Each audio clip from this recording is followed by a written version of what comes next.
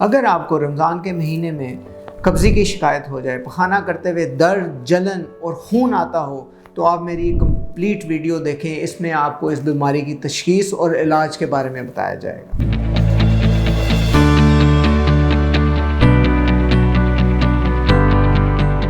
ایک بہت کامن بیماری میں نے اپنے پیشنٹس میں رمضان کے مہینے میں آبزرو کی ہے کہ پیشنٹس جو ہیں وہ چونکہ ان کو پانی کم پیتے ہیں اور قبضی ہو جاتی ہے تو وہ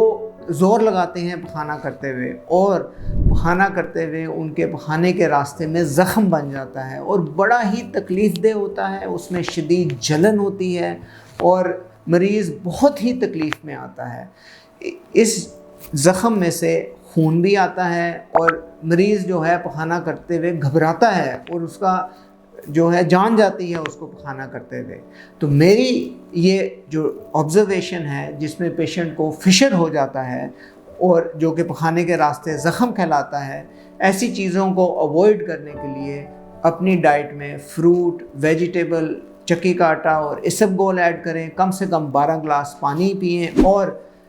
اس آئیکن پہ کلک کر کے میرے ساتھ اپوائنٹمنٹ لیں تاکہ میں آپ کا شافی علاج کر سکوں، کیونکہ کئی دفعہ دوائی دینی پڑتی ہے اور کئی دفعہ آپریشن بھی کرنا پڑتا ہے۔ شکریہ۔